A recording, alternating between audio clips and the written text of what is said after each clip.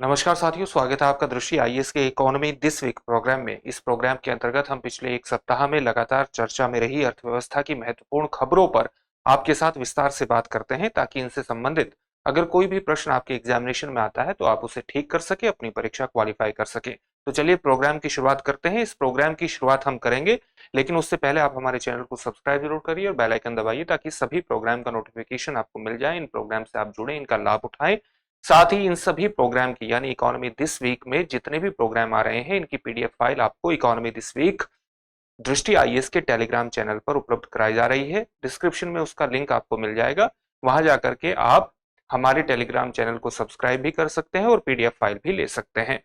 अपने प्रोग्राम में हम पहली खबर की तरफ बढ़ेंगे, उससे पहले आपके लिए एक और सूचना है, और सूचना यह है कि हाल ही में दृष्टि आईएएस संस्थान ने अपनी अलग अलग शाखाओं पर हिंदी माध्यम के आईएएस फाउंडेशन कोर्स प्रारंभ किए हैं। कई शाखाओं पर कोर्स प्रारंभ हो चुके हैं, जबकि कई पर प्रारंभ होने वाले हैं। जैसे करोल बाग स्थित शाखा में हमारा हिंदी माध्यम का आईएएस फाउंडेशन कोर्स 13 नवंबर से प्रारंभ होगा, जिसका समय रहेगा दोपहर 3 बजे। इसी प्रकार से इंदौर शाखा में बैच 11 नवंबर से प्रारंभ होगा, जिसका समय रहेगा शाम को 6:15 बजे। इसी प्रकार से लखनऊ शाखा में हमारा आईएएस फाउंडेशन कोर्स हिंदी माध्यम का 29 नवंबर से प्रारंभ होगा, जिसका समय रहेगा सुबह 11:30 बजे। और जयपुर में 27 नवंबर से बैच प्रारंभ होगा, जिसका समय रहेगा सुबह 11 बजे। इन कोर्सेज में आप एडमिशन ले सकते हैं। साथ ही आप 8750187501 पर कॉल कर सकते हैं, अपनी किसी भी दुविधा का समाधान कर सकते हैं। इन कोर्सेज में एडमिशन लेकर के सफलता की दिशा में आगे बढ़िए। चलिए आज पहली खबर को देखते हैं, और पहली खबर हमारी ट्रम्पोनोमिक्स से जुड़ी हुई है। ट्रम्पोनोमिक्स शब्द किस प्रकार से आया, आप जानते हैं कि हाल ही में अमेरिकी राष्ट्रपति चुनाव संपन्न हुए हैं। इस चुनाव में रिपब्लिकन पार्टी के उम्मीदवार डोनाल्ड ट्रंप जीते हैं। डोनाल्ड ट्रंप के जीतने से डोनाल्ड ट्रंप की आर्थिक नीतियां किस प्रकार से होंगी, उनका पूरे विश्व पर किस प्रकार से प्रभाव हो सकता है। पूरे विश्व पर प्रभाव क्यों होगा, क्योंकि अमेरिकन इकोनॉमी विश्व की सबसे बड़ी इकोनॉमी है। इसलिए अमेरिका की अर्थव्यवस्था से संबंधित अगर कोई भी महत्वपूर्ण निर्णय लिए जाते हैं, तो वो अंतर्राष्ट्रीय मार्केट को, अंतर्राष्ट्रीय बाजार को भी बड़े स्तर पर प्रभावित करता है। ट्रंप का पहला कार्यकाल जिस प्रकार से रहा है, उसको देखते हुए कई तरह के अनुमान लगाए जा सकते हैं कि ट्रंप की आर्थिक नीतियां किस प्रकार से होंगी। और ट्रंप की आर्थिक नीतियों के आधार पर ही एक शब्द आता है ट्रम्पोनोमिक्स, जो कि ट्रंप द्वारा अपनाई जाने वाली संभावित आर्थिक नीतियों को प्रतिबिंबित करता है। किस प्रकार की आर्थिक नीतियां अपनाई जा सकती हैं, जैसे संरक्षणवादी आर्थिक नीतियां अपनाई जा सकती हैं, यानी अमेरिकी उद्योग को बढ़ावा दिया जा सकता है, जिसके लिए आयात को कम किया जा सकता है। और आयात को कम करने के लिए उच्च टैरिफ दरें यानी प्रशुल्क बढ़ाया जा सकता है आयातों पर प्रशुल्क बढ़ाने के साथ साथ घरेलू स्तर पर जो कॉर्पोरेट टैक्स है उसमें कमी की जा सकती है, अन्य प्रकार के करों में कमी की जा सकती है। वहीं चीन से होने वाले आयात पर भी एक बड़ी प्रशुल्क दरें लगाई जा सकती हैं। और साथ ही आप जानते हैं कि अमेरिका और चीन के मध्य जो व्यापार युद्ध, तथाकथित व्यापार युद्ध की शुरुआत वर्ष 2018 में हुई थी, जिस समय ट्रंप का शासन चल रहा था। तो ट्रंप की आर्थिक नीतियां किस प्रकार से रहने वाली हैं, उनके अलग अलग साक्षात्कार में उन्होंने अपनी आर्थिक नीतियों के बारे में क्या बातें कही हैं, उसके आधार पर एक अनुमान लगाया जा सकता है उनकी आर्थिक नीतियों के बारे में, और एक प्रभाव के बारे में भी पता लगाया जा सकता है। और इस पूरी व्यवस्था को ही हम ट्रम्पोनोमिक्स के नाम से जानते हैं, यानी ये ट्रंप के आर्थिक दृष्टिकोण को प्रदर्शित करती हैं। प्रस्तावित आर्थिक नीतियों में सभी आयातों पर 20% टैरिफ लगाना शामिल हो सकता है। यानी ट्रंप ने अपने अलग अलग साक्षात्कारों में यह बात कही है कि वो अमेरिका में आने वाले आयात पर प्रशुल्क दरें लगाएंगे, और ये प्रशुल्क दरें 20% तक लगाई जा सकती हैं। साथ ही कारों पर 200% से अधिक शुल्क लगाया जा सकता है। उच्च बजट घाटे के बावजूद, यानी जो बजट डेफिसिट है उसके बहुत उच्च होने के बावजूद भी कर कटौती की बात ट्रंप ने अपने इंटरव्यू में कही है, अपने साक्षात्कार में कही है।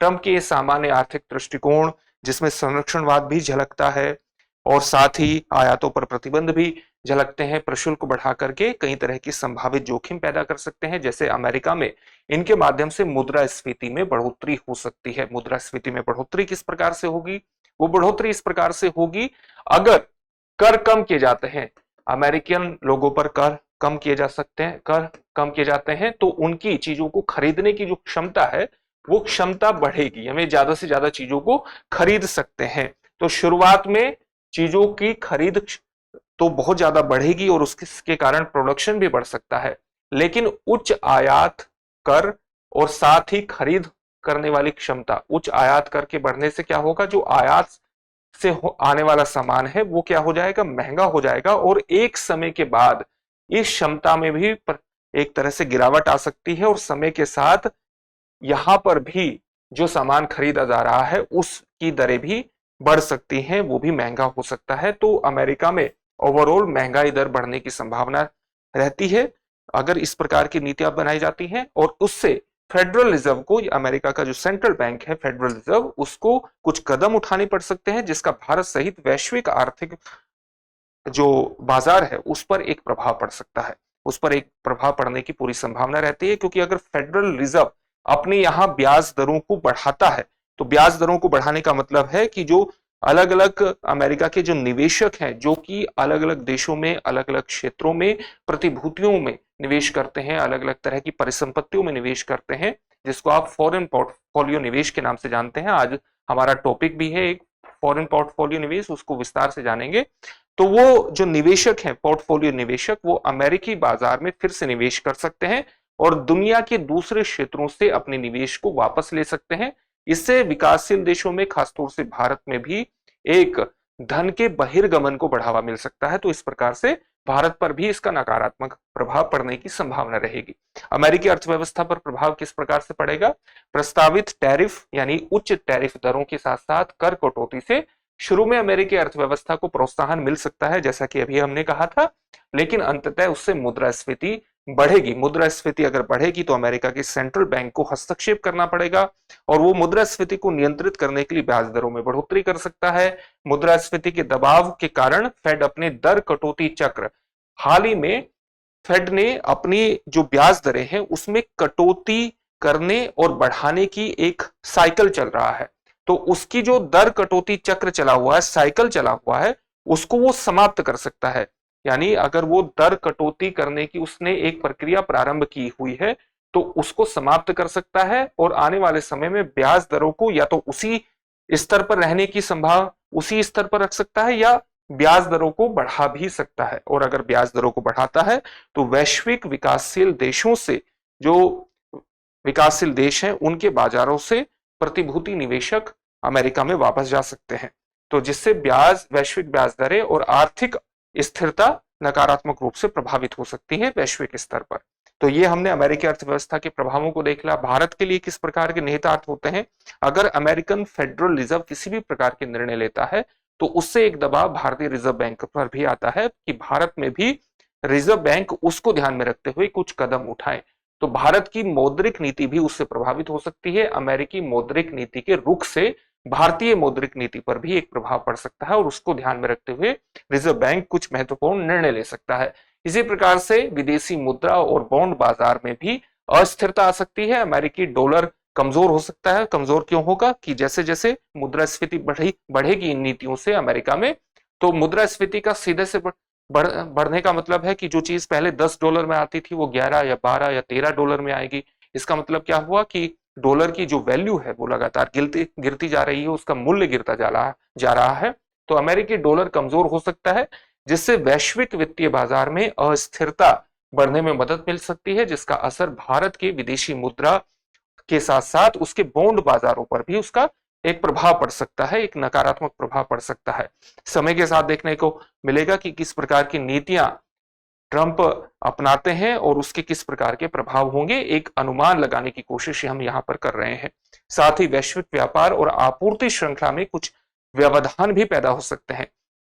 जैसे अगर उच्च टैरिफ लगाया जाता है, जो अमेरिका में आने वाले आयात हैं उस पर एक उच्च टैरिफ, उच्च प्रशुल्क दरें लगाई जाती हैं और चीन के साथ व्यापार युद्ध की संभावनाएं बनती है, तो वैश्विक आपूर्ति श्रृंखलाएं उससे बाधित हो सकती हैं, क्योंकि चीन भी अलग अलग चीजों की वैश्विक आपूर्ति श्रृंखला का एक महत्वपूर्ण केंद्र बना हुआ है।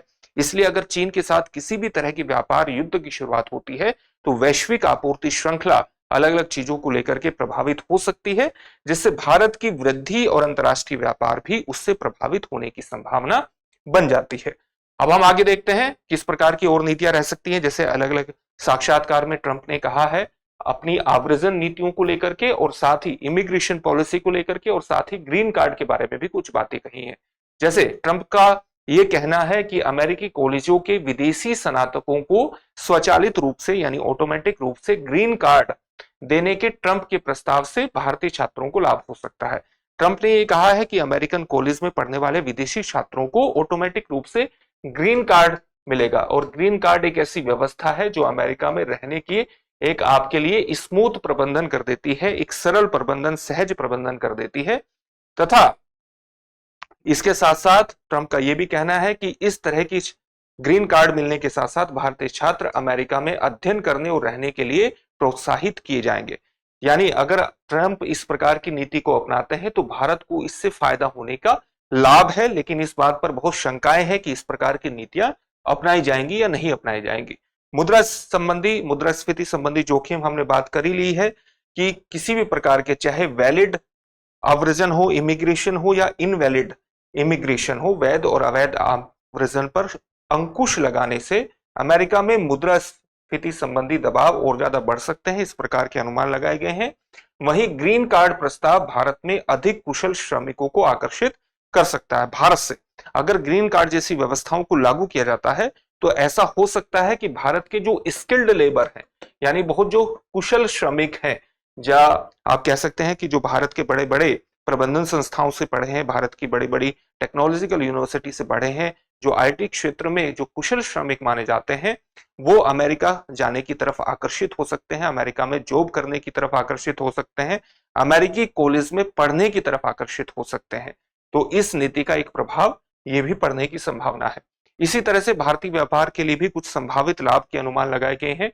जैसे अगर अमेरिका में कॉरपोरेट दरों को कम किया जाता है, जैसे ट्रंप ने अपने इंटरव्यू में कहा है, उनके इंटरव्यू से इस प्रकार के निष्कर्ष निकलते हैं कि कॉरपोरेट टैक्स को 21% से घटा करके 15% तक कर दिया जाएगा। इससे अमेरिकी कंपनियों के लिए बजट मुक्त हो जाएगा, यानी अमेरिकी कंपनियों के पास पैसा ज्यादा होगा, उनके पास पूंजी ज्यादा होगी, जिससे संभावित रूप से जो भारतीय आईटी सेवाएं हैं उनकी मांग बढ़ने की उम्मीद है अमेरिका में, और जिससे भारत को एक लाभ भी हो सकता है। लेकिन इसके बारे में एक संभावना यह भी जताई गई है कि अगर अमेरिकी आईटी कंपनियों की क्षमता उनके बजट मुक्त होने से, बजट के ज्यादा होने से, पूंजी के ज्यादा होने से बढ़ती है, तो लॉन्ग टर्म में ऐसा हो सकता है कि भारतीय आईटी सेवाओं पर इसका नकारात्मक प्रभाव बढ़े। और इसका एक प्रमाण यह भी है कि जैसे ही ट्रंप चुनाव जीते तो भारतीय आईटी सेक्टर का जो शेयर बाजार में जो भारतीय आईटी सेक्टर जो शेयर धारक थे, उनके शेयर, आईटी सेक्टर के शेयर बढ़े, लेकिन पिछले 2 दिनों से इसमें एक गिरावट भी देखने को मिल रही है। तो एक सकारात्मक पक्ष होने के साथ साथ इस पर लॉन्ग टर्म में कुछ नकारात्मक प्रभाव भी हो सकते हैं।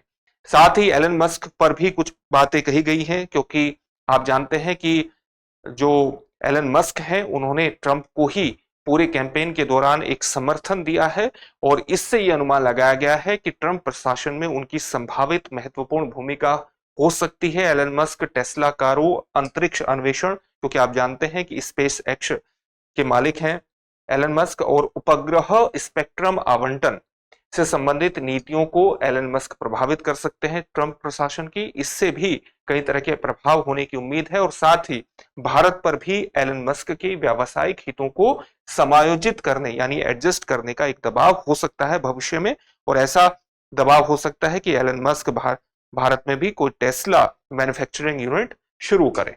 तो इस तरह के प्रभाव हो सकते हैं। इन प्रभावों पर हमने बात कर ली। एक और खबर लगातार चर्चा में रही पिछले सप्ताह, आप जानते हैं कि आरबीआई के एक रिपोर्ट हमारे सामने आती है, और वो रिपोर्ट ये कहती है कि 2000 के नोट, जो कि वर्ष नवंबर 2016 में 500 और 1000 के नोटों के विमुद्रीकरण के बाद आप जानते हैं कि 500 और 2000 के नए नोट आए थे, उनका 98% वापस रिजर्व बैंक ऑफ इंडिया के पास पहुंच गया है। इस प्रकार की रिपोर्ट हमारे सामने आती है।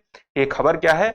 खबर यह है कि 19 मई 2023 को प्रचलन में रहे 2000 रुपए के लगभग 98.04% बैंक नोट आरबीआई के पास वापस आ गए हैं।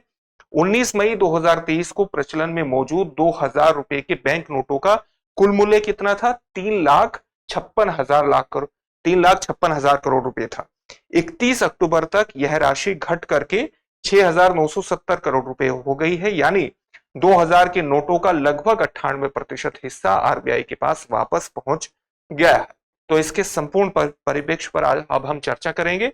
2000 के नोटों की वर्तमान स्थिति को जानने की कोशिश करें तो आप इसको ध्यान में रखिएगा कि ये अभी भी जो 2000 का नोट है वो लीगल टेंडर बना हुआ है, और लीगल टेंडर बनने का मतलब है कि आप उसका इस्तेमाल ट्रांजैक्शन में कर सकते हैं। अभी इसका लीगल टेंडर का जो चीज है वो समाप्त नहीं की है आरबीआई ने, आप इसका ट्रांजैक्शन के लिए इस्तेमाल कर सकते हैं। लेकिन 19 मई 2023 से आरबीआई के 19 निर्गम कार्यालयों में 2000 रुपए के बैंक नोट बदलने की सुविधा उपलब्ध कराई गई थी। आम लोग क्या करते हैं कि अपने बैंक खातों में जमा करने के लिए किसी भी डाकघर से भारतीय डाक के माध्यम से 2000 रुपए के बैंक नोट आरबीआई निर्गम कार्यालयों को भेज सकते हैं। इसका मतलब क्या हुआ कि अगर आपके पास 2000 रुपए के नोट हैं तो आप किसी भी डाकघर से भारतीय डाक के माध्यम से 2000 रुपए के बैंक नोट जो है वो आरबीआई निर्गम कार्यालय को भेज सकते हैं, और उतने ही मूल्य के आपके पास 500 या 1000 या 100 रुपए के नोट उपलब्ध हो जाएंगे, जिसका आप इस्तेमाल कर सकते हैं सामान्य ट्रांजैक्शन में। इस एक प्रकार से आप जानते हैं कि 2000 के नोट जो है वो पिछले कुछ समय से बहुत ही कम चलन में देखने में आ रहे हैं। 2000 रुपए के नोट की अगर पृष्ठभूमि की बात करें तो नवंबर 2016 में आरबीआई अधिनियम 1934 की धारा 24A के तहत 2000 रुपए के नोट जारी किए गए थे। इसका उद्देश्य क्या था? इसका उद्देश्य ये था, आप जानते हैं कि नवंबर 2016 में ही 500 और 1000 के जो पुराने नोट हैं उनका विमुद्रीकरण कर दिया गया था, यानी उन्हें चलन से बाहर कर दिया गया था, उनका डीमोनेटाइजेशन कर दिया गया था। इसके बाद मुद्रा की आवश्यकताओं को जल्दी से जल्दी पूरा करने के लिए, क्योंकि मुद्रा की आवश्यकताएं इसलिए बहुत ज्यादा हो गई थी क्योंकि 500 और 1000 के नोट तुरंत बंद हो गए थे, और इस तुरंत बंद होने के कारण मुद्रा की बेहद ज्यादा आवश्यकता थी। तो इस आवश्यकता को पूरा करने के लिए 500 के साथ साथ 2000 रुपए के नोट भी जारी किए गए थे। इसको वापस लेने का कारण यह था कि जब अन्य मूल्य वर्ग के नोट पर्याप्त मात्रा में उपलब्ध हो जाएं तो 2018-19 में 2000 रुपए के नोटों की छपाई बंद कर दी गई। यानी जब ये मुद्रा की मार्केट में आवश्यकता को पूरा करने के लिए 2000 रुपए के नोट लाए गए, और जब ये आवश्यकता पूरी हो गई, पर्याप्त मात्रा में ये अन्य बैंक नोट उपलब्ध हो गए और ये पता चल गया कि 500 और 100 के नोट इतने हैं कि उससे भी ट्रांजैक्शन संबंधी आवश्यकताओं को पूरा किया जा सकता है, तो 2018-19 में 2000 रुपए के नोटों की छपाई बंद कर दी गई। 2000 रुपए के अधिकांश नोट मार्च 2017 से पहले जारी कर दिए गए थे। अब उनकी 4 से 5 साल की जीवन अवधि पूरी हो चुकी है, क्योंकि सामान्यतः किसी नोट को जारी करने के बाद उसकी जो जीवन अवधि है वो 4 से 5 वर्ष की ही होती है। और मार्च 2017 में ये नोट, आप जानते हैं कि उससे पहले 2000 रुपए के अधिकांश नोट उससे पहले ही जारी किए जा चुके थे, तो इनकी 4-5 साल की जो जीवन अवधि है वो भी समाप्त हो चुकी थी। तो इस कारण से भी ये पूरा मसला हमें देखने को मिलता है कि 98% नोट 2000 के वो आरबीआई के पास वापस आ गए हैं। 2000 रुपए के नोट अब लेन देन के लिए आमतौर पर इस्तेमाल नहीं किए जाते हैं, आप ये जानते हैं, और अन्य मूल्य वर्ग के पर्याप्त बैंक नोट उपलब्ध हैं, चाहे वो 500 का हो, चाहे वो 100 रुपए का हो, 200 का हो, 50 रुपए का हो, आप उससे भी ट्रांजैक्शन सामान्य तौर से कर ही रहे हैं। इसके अंतर्गत आरबीआई की क्लीन नोट पॉलिसी को भी समझे जाने की आवश्यकता है। इस नीति का महत्वपूर्ण उद्देश्य है कि जनता को बेहतर सुरक्षा सुविधाओं के साथ उच्च गुणवत्ता वाले नोट और सिक्के उपलब्ध कराए जाएं। इसका सीधा सा मतलब है, अगर किसी नोट की जीवन अवधि 4-5 साल है और 4-5 साल बाद 4-5 साल तक उसका इस्तेमाल हो चुका है, तो उसके इस्तेमाल को धीरे धीरे सीमित कर दिया जाए, क्योंकि उसकी गुणवत्ता में गिरावट आ जाती है। इस नीति के तहत गंदे या क्षतिग्रस्त नोटों का प्रचलन वापस ले लिया जाता है, और ऐसा पहले भी किया गया है। वर्ष 2005 से पहले जारी किए गए बैंक नोटों को वापस ले लिया गया, क्योंकि उनमें कम सुरक्षा सुविधाएं थी। तो ये सुरक्षा से जुड़ा हुआ मुद्दा है। साथ ही अगर कुछ नोट गंदे या क्षतिग्रस्त हो जाए तो उनको भी वापस ले लिया जाता है। किस नीति के तहत? आरबीआई की क्लीन नोट पॉलिसी के तहत यह निर्णय लिया जाता है। अब हम अपनी अगली खबर की तरफ बढ़ते हैं। अगली खबर हमारी फॉरेन पोर्टफोलियो निवेश से जुड़ी हुई है, विदेशी पोर्टफोलियो निवेश से जुड़ी हुई है। ये खबर चर्चा में क्यों है? चर्चा में इसलिए है क्योंकि हाल ही में भारतीय मार्केट से, भारतीय बाजार से बड़े पैमाने पर फॉरेन पोर्टफोलियो निवेश बहिर्वाह की स्थिति देखने को मिली है। यानी बहुत बड़े मात्रा में पोर्टफोलियो निवेशकों ने भारतीय मार्केट से पैसा निकाला है। अक्टूबर 2024 में विदेशी पोर्टफोलियो निवेशकों यानी फॉरेन पोर्टफोलियो जो इन्वेस्टर्स हैं, उन्होंने भारतीय शेयर बाजार से 94,000 करोड़ रुपए, जिसकी टोटल वैल्यू यूएस डॉलर में देखें तो 11.2 बिलियन यूएस डॉलर बैठती है, निकाले हैं, जो एफपीआई बहिर्वाह के लिए अब तक का सबसे खराब महीना रहा है। इससे पहले भी कुछ बहिर्गमन पहले हुए हैं जो बहुत बड़े स्तर के हुए हैं, जैसे सबसे बड़ा एफपीआई बहिर्वाह यानी फॉरेन पोर्टफोलियो इन्वेस्ट बहिर्वाह मार्च 2020 में 61,963 करोड़ रुपए का था, जो कोविड-19 महामारी के शुरुआती चरण के दौरान था। और इसके बाद ये सबसे बड़ा बहिर्वाह है अक्टूबर 2024 का 94,000 करोड़ रुपए का। इसलिए फॉरेन पोर्टफोलियो निवेश क्या होता है और इसके क्या प्रभाव होते हैं, क्या महत्व होता है, इसके बारे में जानना विशेष रूप से महत्वपूर्ण है।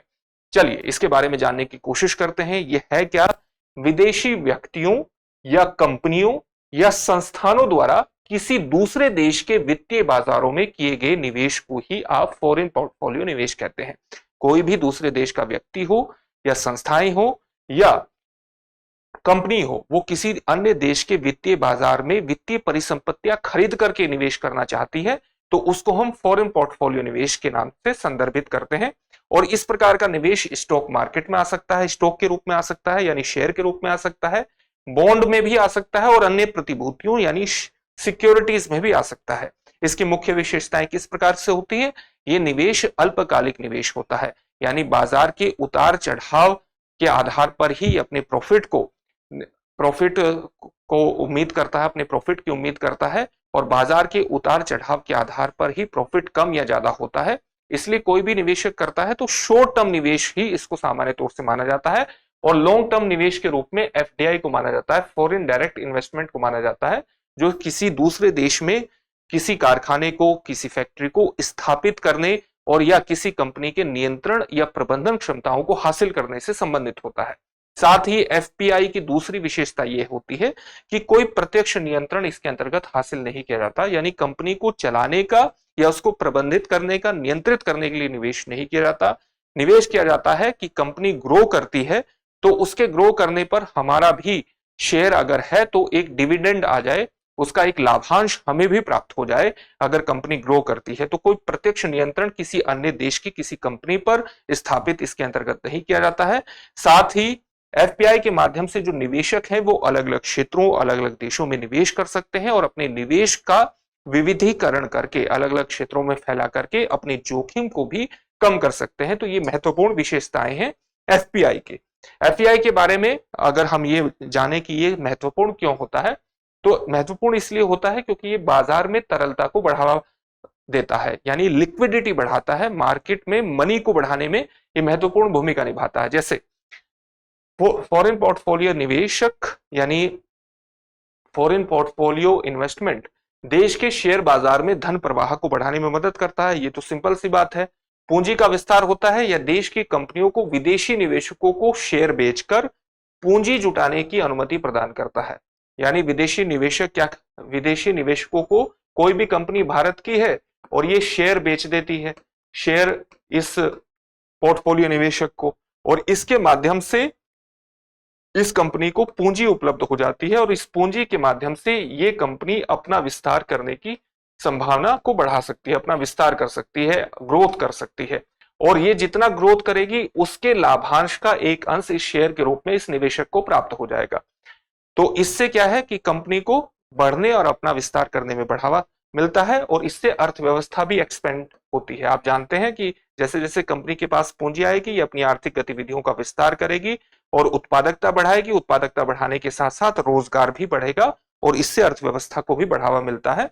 जब विदेशी निवेशक स्थानीय स्टॉक या बॉन्ड खरीदते हैं तो इससे देश के वित्तीय बाजार दूसरों के लिए अधिक आकर्षक बन जाते हैं, आर्थिक विकास को बढ़ावा मिलता है, क्योंकि अगर फॉरेन पोर्टफोलियो निवेश आ रहा है तो दूसरे लोग भी एक पॉजिटिव संकेतक के रूप में इसको देखते हैं, सकारात्मक संकेतक के रूप में देखते हैं और वो भी उस देश में निवेश करने का प्रयास करते हैं।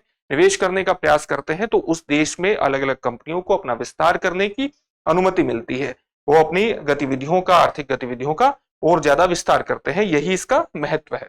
अगला टॉपिक हमारा क्रय प्रबंधक सूचकांक से जुड़ा हुआ है, परचेजिंग मैनेजर्स इंडेक्स से जुड़ा हुआ है। ये चर्चा में क्यों है? चर्चा में इसलिए है क्योंकि हाल ही में भारत में विनिर्माण गतिविधियों के अंतर्गत एक सुधार देखने को मिला है। इस सुधार का जो सूचना हमें प्राप्त होती है वो परचेजिंग मैनेजर्स इंडेक्स के माध्यम से ही प्राप्त होती है। भारत के निजी क्षेत्र की यानी प्राइवेट सेक्टर की विनिर्माण गतिविधियों यानी मैन्युफैक्चरिंग एक्टिविटीज में अक्टूबर में एक सुधार देखने को मिलता है, जिससे सितंबर में 8 महीने के निचले स्तर पर पहुंचने के बाद 3 महीने की मंदी समाप्त होती हुई दिखाई दे रही है। यानी सितंबर में 8 महीने के निचले स्तर पर मैन्युफैक्चरिंग गतिविधियां, विनिर्माण गतिविधियां भारत में पहुंच गई थी और अब 3 महीने की मंदी समाप्त होती हुई दिखाई दे रही है, जो लगातार हमें एक managers index, purchasing manager index के रूप में प्रदर्शित हो रही थी। एचएसबीसी इंडिया मैन्युफैक्चरिंग पीएमआई सितंबर के 56.5 से बढ़कर के अक्टूबर में 57.5 हो गई, जो विनिर्माण गतिविधि में विस्तार का संकेत देती है। अब ये विस्तार का संकेत किस प्रकार से देती है, यही हमारे लिए समझने की बात है। यानी अगर कोई भी एचएसबीसी इंडिया मैन्युफैक्चरिंग अगर कोई इंडेक्स जारी करती है, पीएमआई जारी करती है, तो इसके कोई भी संकेतक किस प्रकार से मैन्युफैक्चरिंग सेक्टर में विस्तार का या संकुचन का या किसी भी प्रकार के परिवर्तन न होने का संकेत देते हैं, इसके लिए हमारे लिए परचेजिंग मैनेजर्स इंडेक्स यानी क्रय प्रबंधक सूचकांक के बारे में सामान्य जानकारी हासिल करना जरूरी है। तो हम इस वीडियो में क्रय प्रबंधक सूचकांक के बारे में ही जानने की कोशिश करेंगे। चलिए इसको समझने की कोशिश करते हैं। ये है क्या? सिंपल सी चीज है कि एक संकेतक है। संकेतक किस प्रकार से है? आर्थिक संकेतक है। और किस पर आधारित है? एक सर्वेक्षण पर आधारित होता है। तो सर्वेक्षण आधारित आर्थिक संकेतक है जो किसी भी देश के विनिर्माण क्षेत्र के प्रदर्शन और स्वास्थ्य को मापता है। इसका इस्तेमाल ज्यादातर विनिर्माण क्षेत्र के प्रदर्शन को मापने के लिए, उसके हेल्थ को मापने के लिए ही किया जाता है, लेकिन ये मापन सेवा क्षेत्र का भी कर सकता है, सर्विस सेक्टर का भी कर सकता है। सामान्यतः इसको मैन्युफैक्चरिंग के अंतर्गत ही इस्तेमाल किया जाता है। तो एक प्रकार का प्रमुख उपकरण हो गया, इंस्ट्रूमेंट हो गया, जिसका उपयोग किसी अर्थव्यवस्था की समग्र आर्थिक गतिविधियां और उसके भविष्य के दृष्टिकोण का आकलन करने के लिए सामान्य तौर से किया जाता है। इस इंडेक्स के आधार पर तरह तरह के निर्णय भी लिए जा सकते हैं कि किसी देश की अर्थव्यवस्था का कौन सा हिस्सा या उसका मैन्युफैक्चरिंग सेक्टर के भविष्य में बढ़ने की संभावना है या नहीं है, उसको देख करके निवेशक यहाँ पर निवेश भी कर सकते हैं पीएमआई का प्रयोग करके। इसका आकलन किस प्रकार से किया जाता है? पीएमआई क्या है? एक नंबर है, एक संख्या है जो 0 से 100 तक होती है। तो ये जो पीएमआई इंडेक्स जारी किया जाता है, ये 0 से 100 तक जारी किया जाता है। अगर किसी देश का पीएमआई या किसी सेक्टर का जो पीएमआई है मैन्युफैक्चरिंग सेक्टर के अंतर्गत 50 से ऊपर का है, 50 से प्लस का है, तो ये उस देश के मैन्युफैक्चरिंग सेक्टर में, विनिर्माण क्षेत्र में विस्तार का संकेतक माना जाता है, विकास का संकेतक माना जाता है। अगर ये पीएमआई 50 से नीचे का है, 50 माइनस है, तो ये अर्थव्यवस्था में या विनिर्माण गतिविधियों में संकुचन का संकेतक माना जाता है। अगर ये 50 के बराबर है तो इसका मतलब है कि आर्थिक गतिविधियों में न तो विस्तार हो रहा है और न ही घटाव हो रहा है, उसमें किसी प्रकार का परिवर्तन नहीं हो रहा है। पीएमआई के माध्यम से ये चीजें जानने में मदद मिलती है। पीएमआई के प्रमुख घटकों की अगर बात करें तो इसकी जो गणना है वो किस प्रकार से की जाती है, गणना को भी देख लीजिए कि किसी विशिष्ट क्षेत्र जैसे कि विनिर्माण क्षेत्र या सेवा क्षेत्र में व्यवसायों के जो प्रोफेशन है उसके क्रय प्रबंधक यानी जो परचेजिंग मैनेजर्स हैं उनको भेजे गए सर्वेक्षणों पर आधारित होती है। यानी कोई भी कंपनी है तो उसकी परचेजिंग मैनेजर्स होते हैं, तो उसको कुछ प्रश्न भेजा जाते हैं और उन प्रश्नों के जो जवाब आते हैं उसके आधार पर ही परचेजिंग मैनेजर्स इंडेक्स हमारे सामने आता है। इन प्रबंधकों से उनके व्यवसाय के विभिन्न पहलुओं के बारे में प्रश्न पूछे जाते हैं। वे प्रश्न किस प्रकार से होते हैं इसको ध्यान से समझने की कोशिश कीजिए। जैसे इनके पास, क्रय प्रबंधकों के पास नए ऑर्डर कितने आए, क्या ग्राहकों से ऑर्डर बढ़ रहे हैं या घट रहे हैं। दूसरी चीज होती है, दूसरा संकेतक होता है उत्पादन स्तर, क्या उन्होंने अपना उत्पादन स्तर बढ़ाया है या उनका उत्पादन स्तर घट रहा है, इसमें ये चीजें पूछी जाती है। तीसरा संकेतक क्या है? रोजगार का, क्या व्यवसाय अधिक कर्मचारियों की भर्ती कर रहे हैं या ले ऑफ कर रहे हैं, कर्मचारियों की संख्या को कम कर रहे हैं। चौथी चीज क्या होती है? आपूर्तिकर्ता की डिलीवरी, क्या आपूर्तिकर्ता समय पर डिलीवरी कर रहे हैं या देरी का सामना हो रहा है इस आपूर्ति में।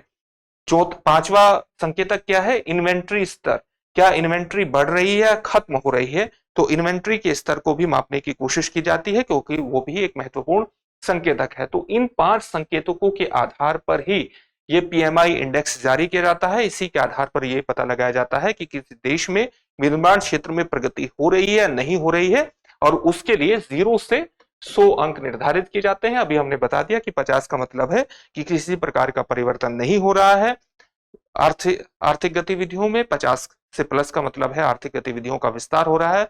-50 का मतलब है कि आर्थिक गतिविधियां संकुचन में हैं, वो सिकुड़ रही हैं। पीएमआई क्यों महत्वपूर्ण है? ये एक महत्वपूर्ण आर्थिक संकेतक के रूप में काम करता है। पीएमआई आर्थिक स्वास्थ्य का एक विश्वसनीय संकेतक माना जाता है। उच्च पीएमआई बढ़ती अर्थव्यवस्था का संकेत देता है, जबकि कम पीएमआई संकट का संकेत देता है, उसमें संकुचन का संकेत देता है। इसके आधार पर कई व्यावसायिक निर्णय भी लिए जा सकते हैं। कंपनियां और निवेशक यानी इन्वेस्टर्स निवेश, भर्ती, उत्पादन और मूल्य निर्धारण के बारे में निर्णय लेने के लिए पीएमआई का प्रयोग कर सकते हैं। इस इंडेक्स को देखने के बाद ही निवेशक ये निर्णय कर सकते हैं कि उन्हें किसी क्षेत्र में निवेश करना है, नहीं करना है, अपना जो दायरा है उसको बढ़ाना है, नहीं बढ़ाना है, और लोगों को भर्ती करना है, नहीं करना है, उत्पादन को बढ़ाना है, नहीं बढ़ाना है, और मूल्य निर्धारण के बारे में भी वो अपना कुछ महत्वपूर्ण निर्णय लेते हैं। साथ ही ये उन रुझानों का भी प्रारंभिक संकेत प्रदान करता है जो शेयर बाजारों, ब्याज दरों और उपभोक्ता व्यवहार को प्रभावित करने की संभावना रखते हैं, को प्रभावित कर सकते हैं। यानी ये बाजार भावना के बारे में भी एक संकेत देने का प्रयास करता है। इस प्रकार से एक इसका महत्व स्थापित हो जाता है अर्थव्यवस्था के अंतर्गत। अब हम आज के कुछ महत्वपूर्ण सवालों को देख लेते हैं जिनका उत्तर आपको कमेंट बॉक्स में कमेंट करके देना है। पहला सवाल है, ट्रम्पोनोमिक्स का एक संभावित नकारात्मक परिणाम क्या है? आपके ऑप्शंस हैं, कर राजस्व में वृद्धि के कारण उच्च सरकारी अधिशेष। दूसरा ऑप्शन है, व्यापार समझौतों में वैश्विक सहयोग में वृद्धि। तीसरा ऑप्शन है, उच्च टैरिफ और बजट घाटे के कारण मुद्रास्फीति में संभावित वृद्धि। चौथा ऑप्शन है, सभी क्षेत्रों में बेरोजगारी दर में कमी। अब हम दूसरा प्रश्न देखते हैं। दूसरा प्रश्न है, 19 मई 2023 तक प्रचलन में रहे 2000 रुपए के कितने प्रतिशत बैंक नोट बैंकिंग प्रणाली में वापस आ गए हैं? आपके ऑप्शंस क्या हैं? 95.02%, 98.04%, 90.75% या 99.99%। अगला प्रश्न है, विदेशी पोर्टफोलियो निवेश, फॉरेन पोर्टफोलियो इन्वेस्टमेंट क्या है? विदेशी संस्थाओं द्वारा दूसरे देशों में कारखाने स्थापित करने में निवेश। दूसरा ऑप्शन है, विदेशी निवेशकों द्वारा दूसरे देश के स्टॉक, बॉन्ड या अन्य वित्तीय प्रतिभूतियों में निवेश यानी फाइनेंशियल सिक्योरिटीज में निवेश। तीसरा ऑप्शन है, विदेशी नागरिकों द्वारा अचल संपत्ति में निवेश। चौथा ऑप्शन है, राष्ट्रीय बुनियादी ढांचा परियोजनाओं में विदेशी सरकारों द्वारा निवेश। चौथा प्रश्न है, 50 से अधिक पीएमआई यानी परचेजिंग मैनेजर्स इंडेक्स संख्या क्या दर्शाती, नंबर क्या दर्शाता है? ऑप्शन ए, आर्थिक संकुचन। ऑप्शन बी, आर्थिक गतिविधि में कोई परिवर्तन नहीं। ऑप्शन सी, विनिर्माण उत्पादन में गिरावट। ऑप्शन डी, आर्थिक विस्तार या वृद्धि। इन सभी प्रश्नों का उत्तर आपको कमेंट बॉक्स में कमेंट करके जरूर देना है। फिर से एक नए सेशन में आपसे मुलाकात होगी। धन्यवाद।